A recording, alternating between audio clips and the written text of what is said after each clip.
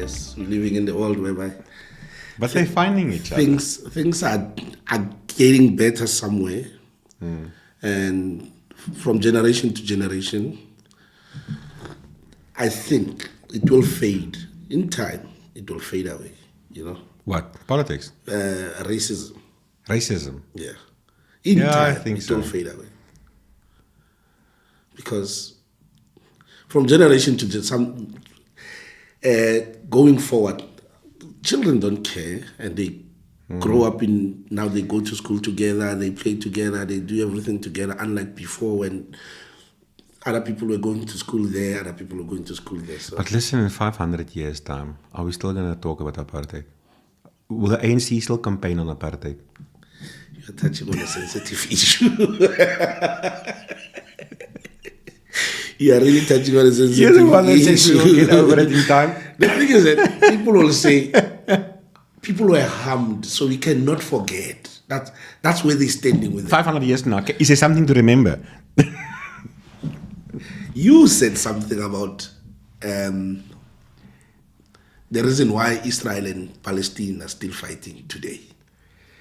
And then Okay, but that's a different context. No, I understand. Those guys been fighting for many years. for thousands of years. Remember, in reverse, you said, imagine should that be the approach that Mandela took in 1994. Where were we going to be now?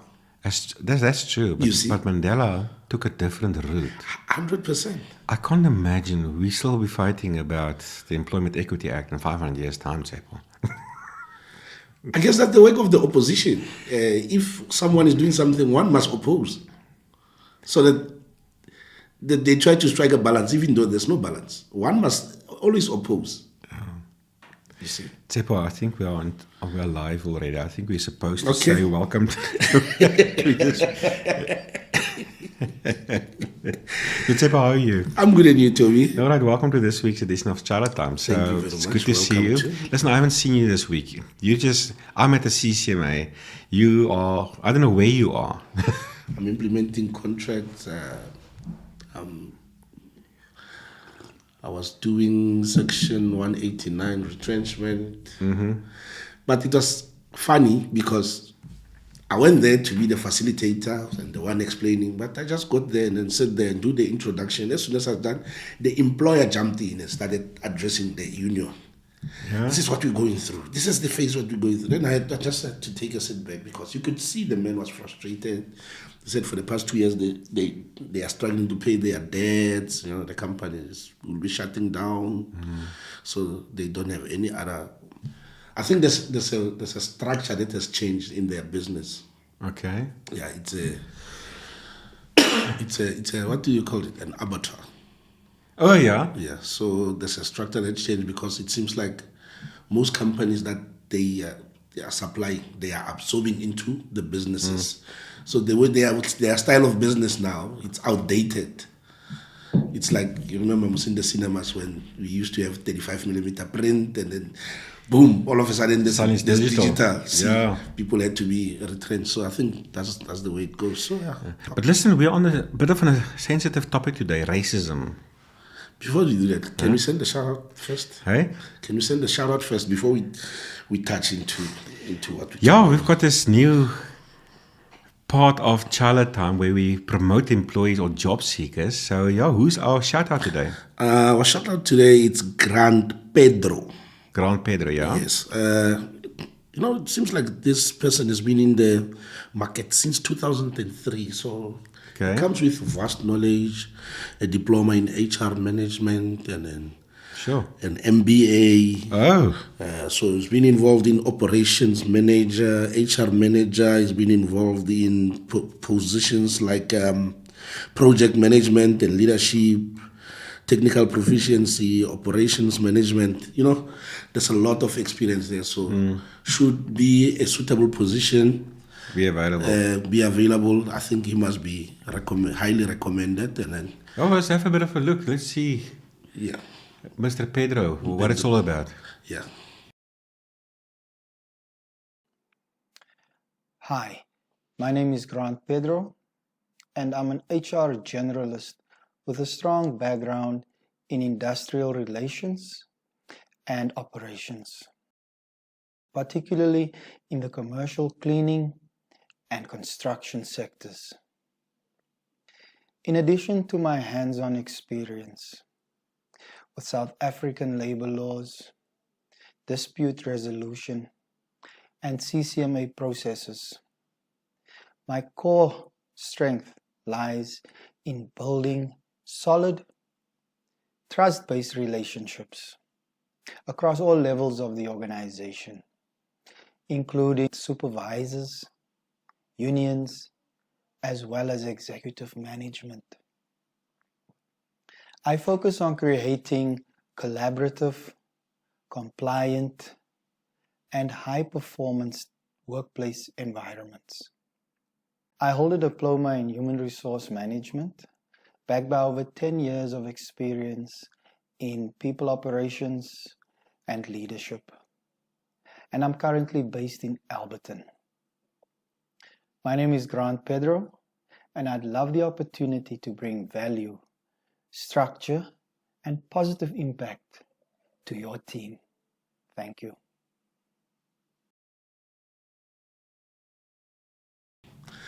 Anyway, what are we talking about today? No, before we get to what we're talking about today, the subject has a tone of racism today. But just first quickly, Juju. Last week, Friday I think it was, he and his team, they marched to Kleinfontein. Have you heard, Seppo? I believe you said Kleinfontein is somewhere. Apparently it's an Afrikaner, for lack of a better word, let's call it a township here somewhere in Pretoria. Mini Oranje. They call it Oranje Light, apparently. Okay. Eh? So apparently it's a place where only Afrikaners live. Now, I didn't know this, but anyway, so I don't know the circumstances. Is it now like impoverished people where just white people happen to come and live, or is it just like normal middle class or upper class Afrikaners coming together because they're creating like another Oranje kind of style? I don't know. But what was his goal of marching there? What is that he wanted to achieve? Allegedly. Well, now you're asking me for my opinion. Now I've got my opinion. That Yeah, may you not can just use the word alleged. allegedly. That may not necessarily be their official view. Yeah. I think I've got two views on the matter. Obviously, there's what's been said. I suppose it's opposing Afrikanerdom, if you want to put it this way, where Afrikaners exclude themselves and they live in exclusivity or whatever the case might be. So I think there's that structural discrimination, if it is, and I'm not saying it is or is not discrimination, but I think in their mind it is structural discrimination. They're trying to break those bricks down. And secondly, you know, Tsepo, long time ago, I was in a corporate and we had a Mr. Sebui. He was the union shop steward. But I had the idea he hated white people. Today is about race, okay? Yeah. So I had the idea, I was a senior manager, bronze manager there. And I one day thought to myself, if he had a little box with a button in that can make white people disappear, he will just press that button. They will just vanish. You will just press that button the whole day, every day, until every white man is gone. Now, I don't know if it's true or not, but that's the feeling I got from this. So when I look at Juju, when he do these kind of things, I don't say he hates white people, but he likes getting into our nerves. But you love Juju.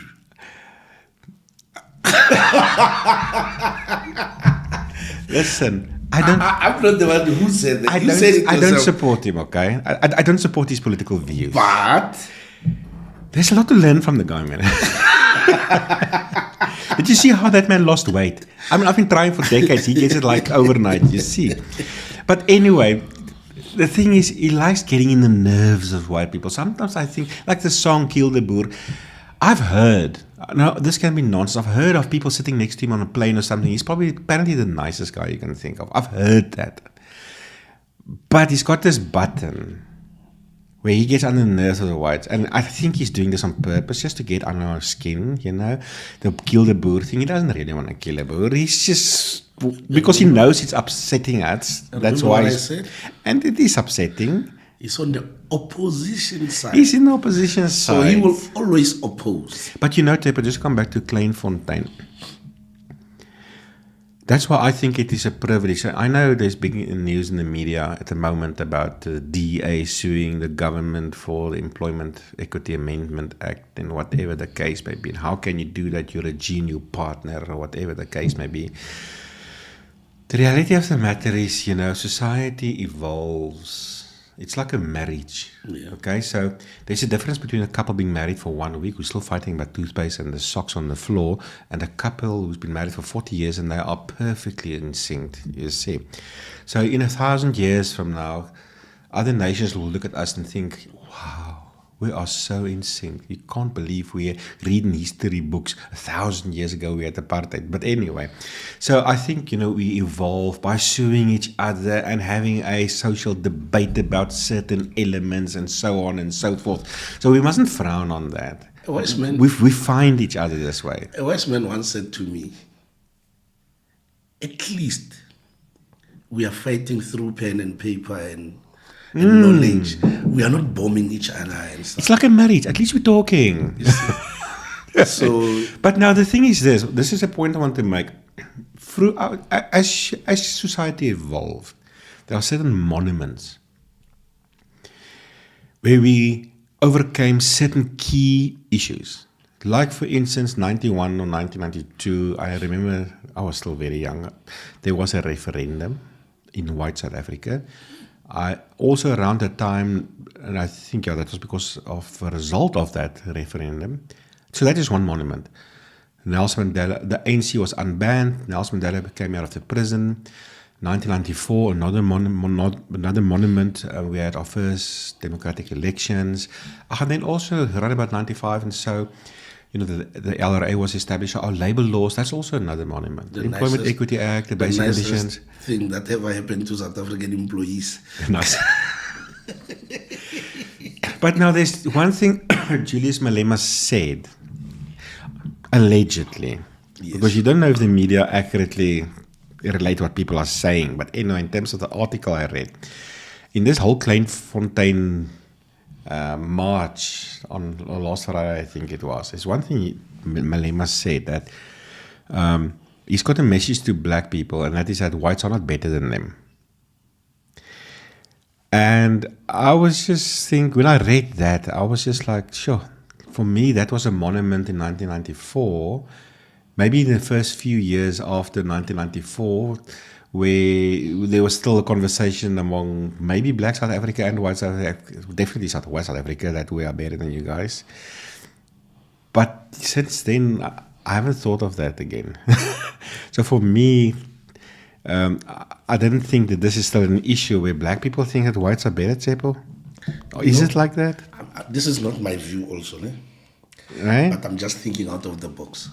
People will say, you are saying this from a point of privilege. Whether it is privilege or not, the truth is I haven't thought of it. So I'm not saying it's not like that. Yes. I'm saying I thought we passed that. I'm not saying we are past racism. I'm not saying we are past discrimination. I'm talking about this one monument. Because, you know, in the meantime, you have black people, some of the best men. I've worked for brilliant managers, both white and blacks, but probably the best I've worked for was one or two black guys. Okay, like, let me say his name, Clive Marumo. Probably the best COO I've ever worked for. That man was brilliant. Okay, look at the Springbok team. You want to tell the Springbok black people now, or ask them, do they think they're better than whites? Those guys are the best in the world, not just whites.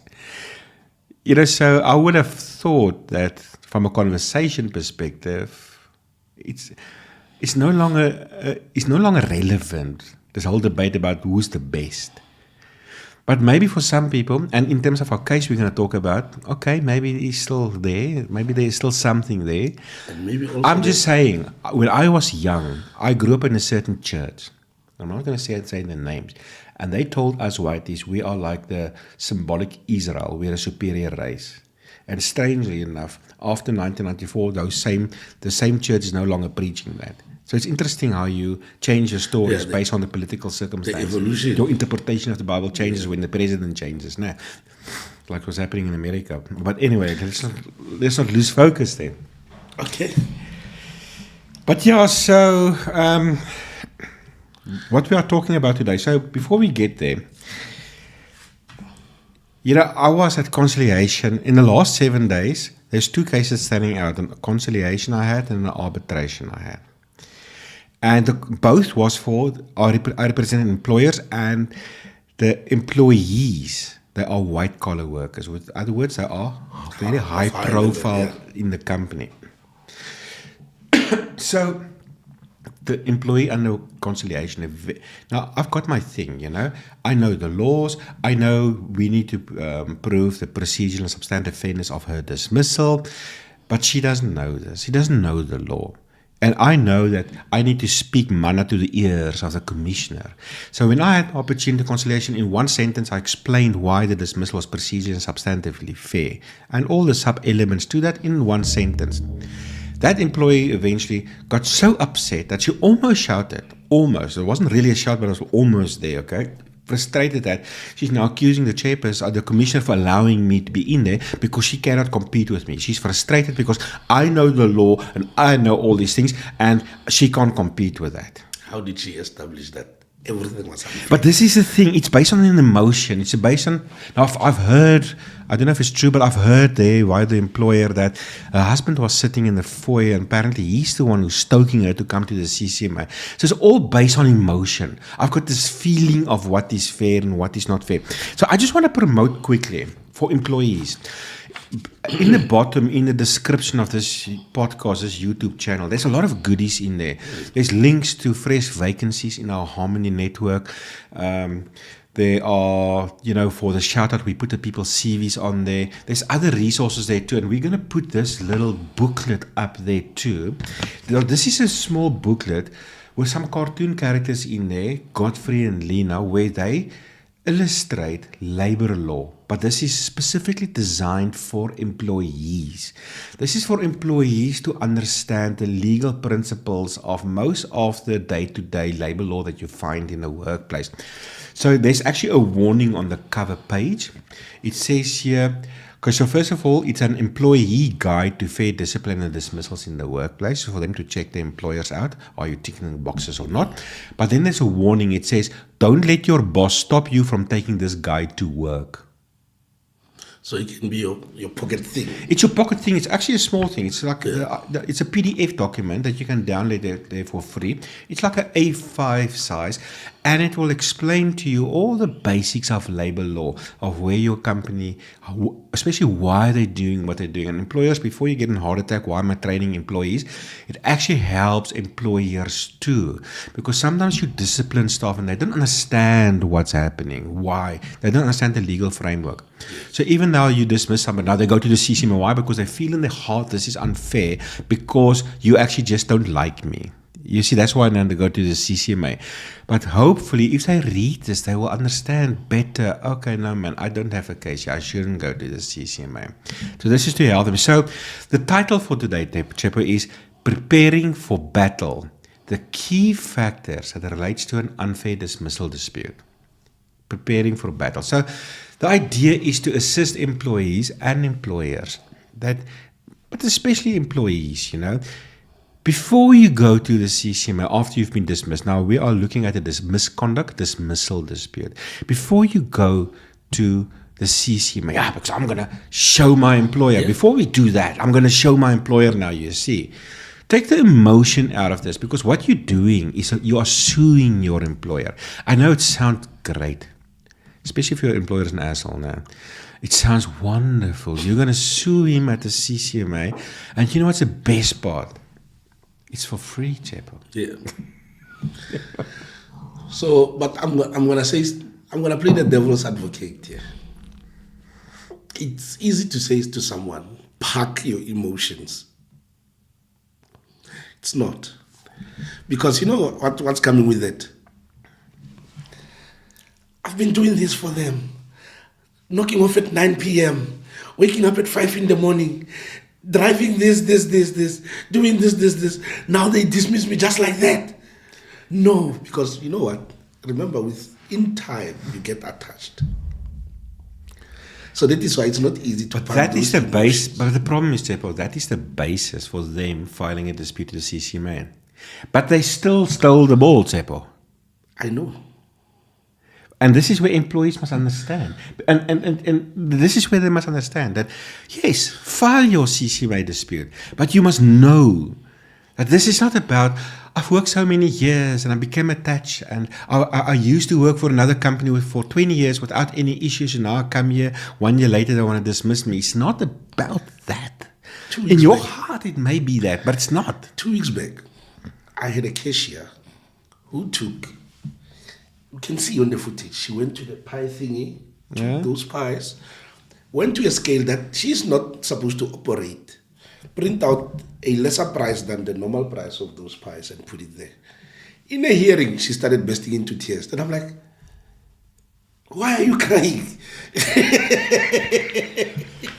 So you see, emotions cannot be parked. I'm just rectifying you on that. Yes, you wish people can park their emotions, but they won't. But now we have what I experienced yesterday. Now, yesterday was brilliant. So this lady, she was dismissed. Number one, for accusing a fellow white lady of being a racist without any substance to it. So there were things like the way she looks at me, and there were things like there were 2 people who resigned from the company. One happened to be a black man, and another one happened to be a white man. She sent a very nice email. This white lady now sent a very nice email, or wishing the white man well for his future, but she didn't do it to the black man. Now she's racist. And she accused her of racism. So the lady put a grievance against her. And in the grievance hearing, you are racist. But I mean, I'm like, maybe they had an affair. Maybe they are related. Maybe they're related. Or maybe they just work colleagues that are friendly with each other. There can be many reasons other than racism why you will send the email to the one and not the other one. Okay? But now the second charge was, this lady now, the applicant in the CCMA case, she has a lot of people reporting into her, but there's only one white person that reports into her, a white woman, okay? And what she did is she took a picture of this woman, put it on her WhatsApp status, and then said in the text, you know when you've arrived in your career, when you have a white person reporting to you. She was flexing now. 1994. And you know what? In the grievance hearing, you must read the minutes, she fools on... shame. She full on admit that for her, a white person is like a trophy. 1994, the first black person to sit at eat spare ribs. It's a go. So in a way, because of my pastoral background, my theology background, I was like, go girl, you're right. Yes. So I feel obviously this is an issue for her. So for her, there is still this black-white thing. So clearly she's looking at South Africans through the goggles of color or race or something like that. But I also know on the other hand how our courts view this. They don't take racism in the workplace very lightly. Yeah. Anyway, so she was ultimately dismissed. And now she went to the CCMA. And she had a union rep there who was the general secretary of the union apparently. Man, I must take my hat off to that union. Tsepo, I've actually not seen this before, to be honest with you, because normally unions will come in bashing, whatever the case may be. We offered a settlement. There's a good culture in this company. Yeah. Now, I had 16 bundles and audio recordings. I had my speaker there on the table. We're going to listen to audio recordings today. Because transcribed records, everything is there. I've got 5 witnesses waiting outside, okay? So now the commissioner will already know the balances of scales. Okay, she's got nothing, no witness, nothing. She's got this emotion about they don't like me, and I left my previous employer. I was my previous employer. I was there for 15 years. Yes. Now this one I was dismissed within the first year, and I want my job back. And she's aggressive. She's like stubborn. I want my job back. So, but the company. This is not the thing. At the time of the hearing, when she was dismissed, the CEO called her in and said, listen, why don't we part ways with 6 months' salary? Mutually so. Yeah, mutually, No, I want my job back. Now she's saying, we offered a settlement of 3 months, which she eventually accepted. But now she's like, if I knew this is what a dispute resolution is about, I would have accepted the 6 months.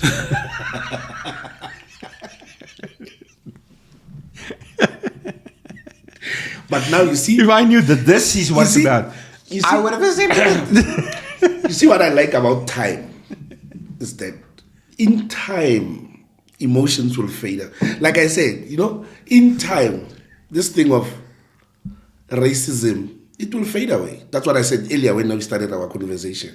So in time also, emotions do fade away. And then, because also I think the planning around the CCMA, one day I was sitting and thinking, after dismissal, you have 30 days. Yeah. Yeah? It's a short period. Then you go there and then you start spitting your emotions, and then we go there for conciliation only, to try and dismantle you, But you go home and think. Now you have 90 days.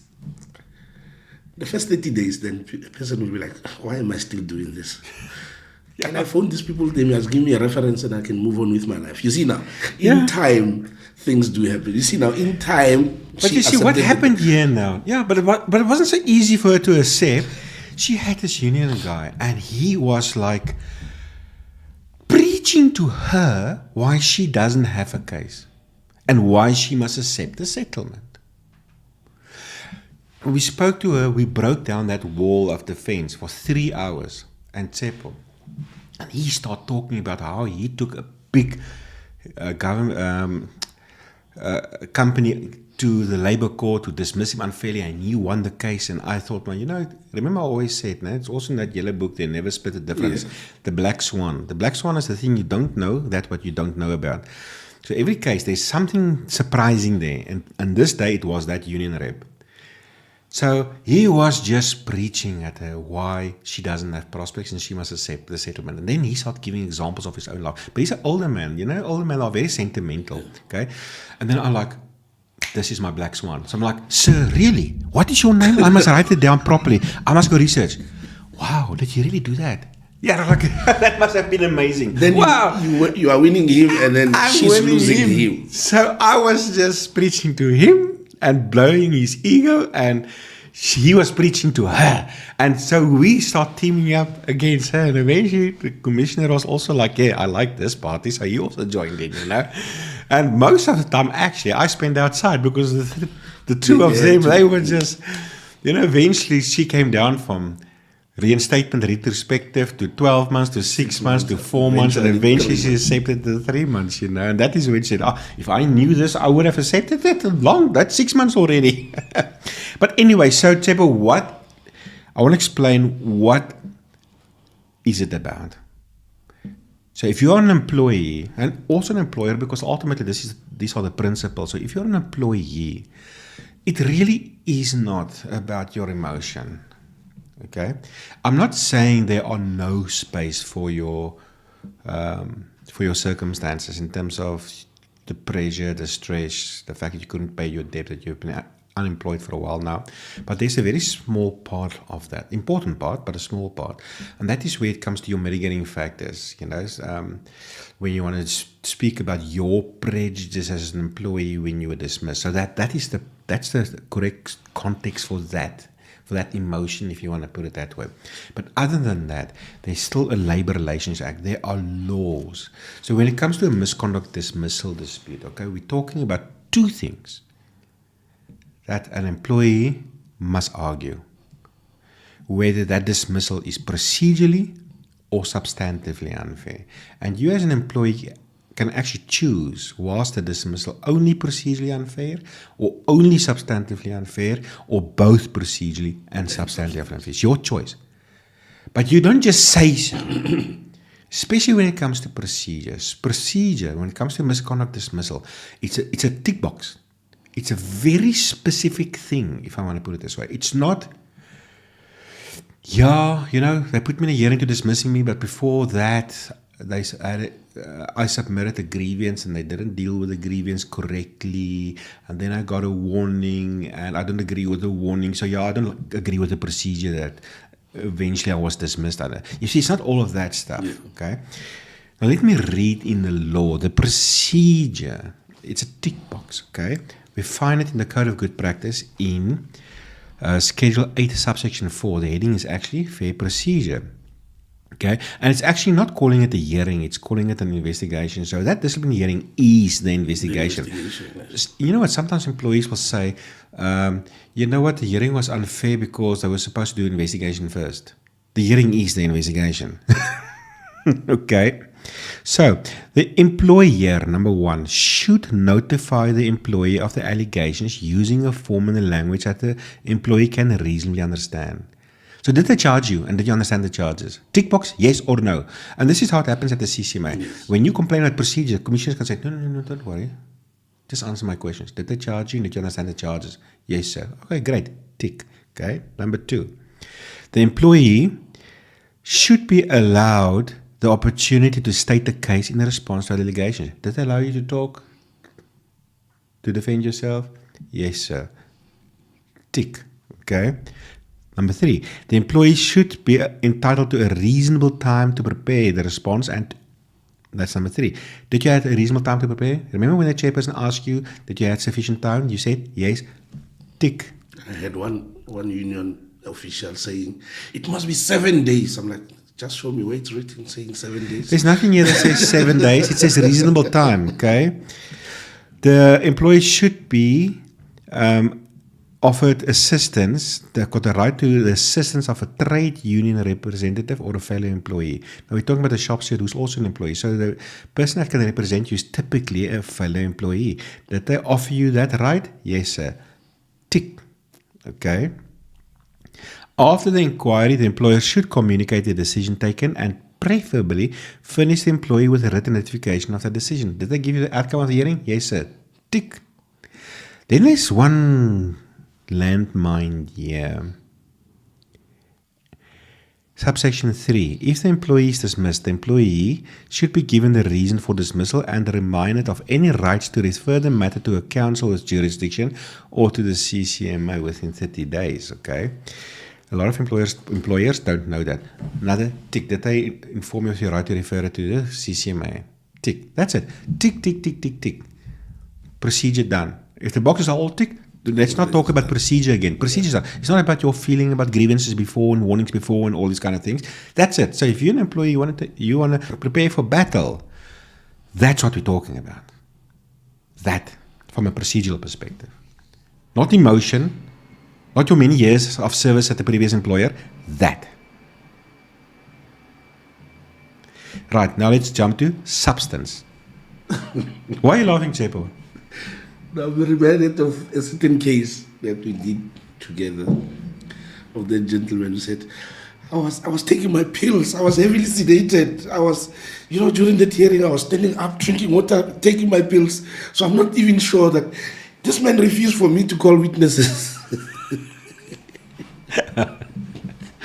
Hey, that gentleman, but yeah. Anyway, substantive fairness. There are some elements, okay? Yes. Number one, the charges. Okay? Is a charge clear enough with sufficient detail?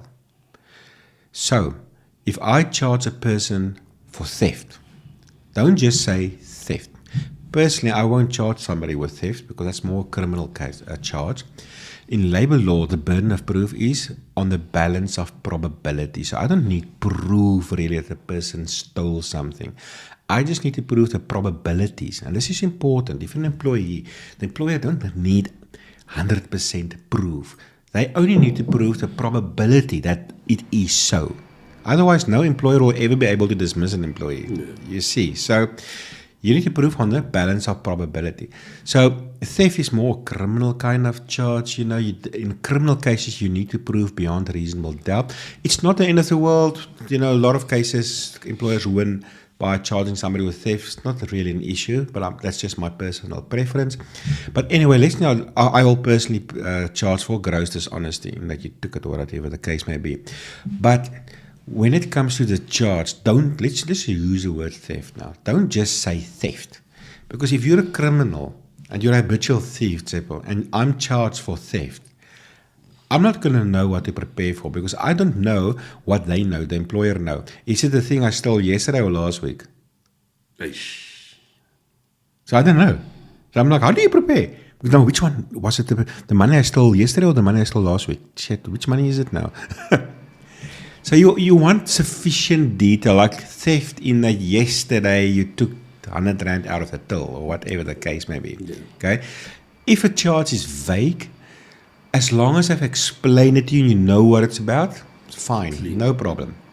But that is the one thing you check. Is there sufficient detail in the charge? Number 2, did the employer lead evidence to prove the charge on the balance of probability? It can't just be the employer sitting there and he says so. Especially unless if it's true and you say, yeah, it is like that, no problem. Unauthorized removal of company property. I think I know what you're talking about, but yeah. Anyway, so the employer need to have some kind of evidence, if you deny the allegation, that suggests that it is really so. Okay? Yes. That's the second principle of substantive fairness that you need to focus on.